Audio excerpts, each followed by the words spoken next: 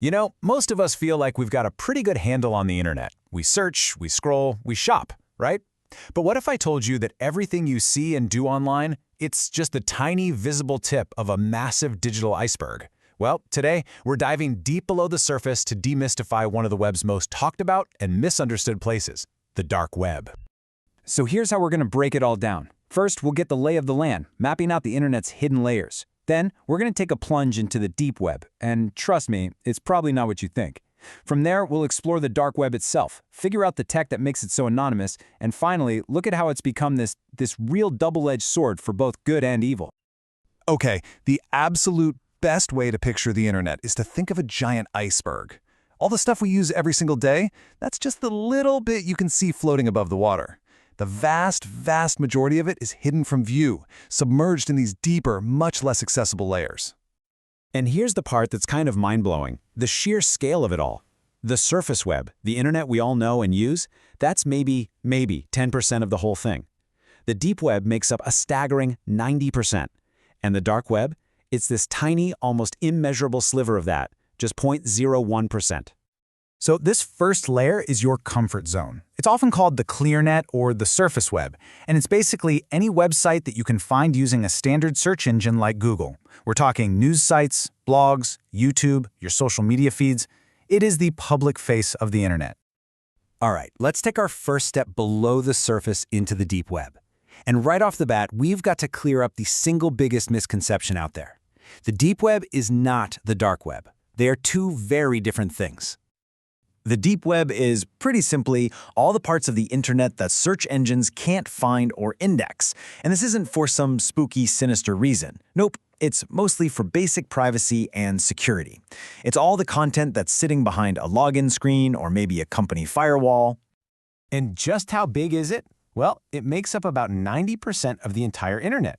I mean, think about that for a second. Almost everything you do online that needs a password, your email, your online banking, your cloud storage with all your photos, all of that is part of the deep web. It's the private, secure backbone of our digital lives.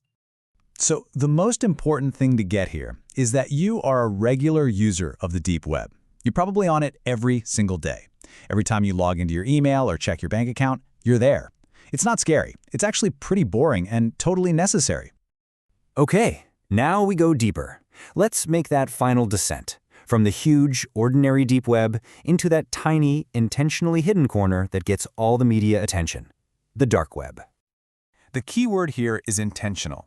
You see, while the deep web is unsearchable for practical reasons, the dark web is a small piece of it that is designed from the ground up to be hidden. Its entire structure is built for one main purpose: anonymity. And again, let's keep the scale in mind. Despite this massive, scary reputation, the dark web is microscopic, just 0.01% of the internet. It's not some vast, sprawling digital underworld. It's more like a small, highly specialized, and very private network. The other thing is, you don't just stumble onto the dark web by accident.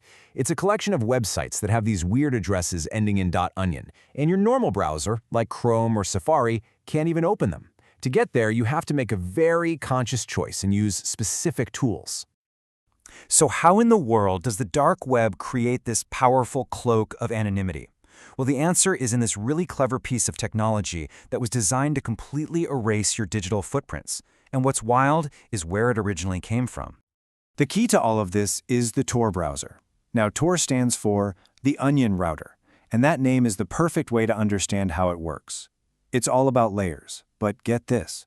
Tor was actually first developed back in the mid-90s by the US Navy.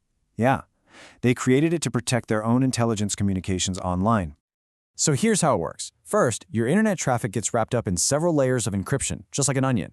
Then, that data gets balanced between at least 3 random computers, called relays, run by volunteers all over the world. Each relay only peels off one layer of encryption, just enough to know where to send it next.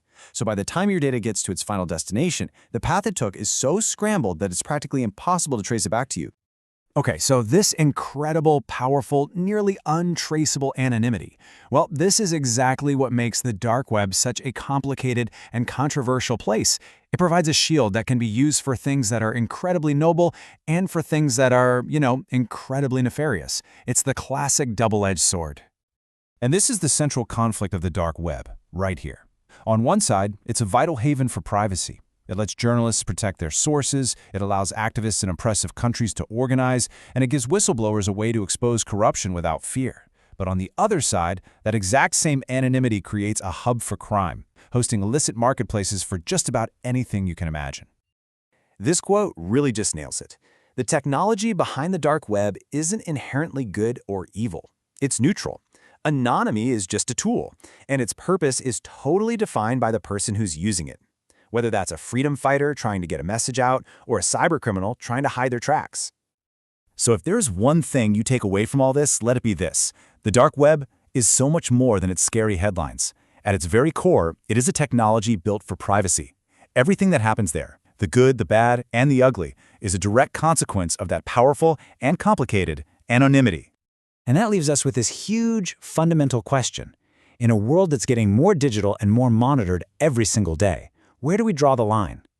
Is total online anonymity a basic human right that we have to protect no matter what? Or is it an unacceptable risk that needs more control and policing?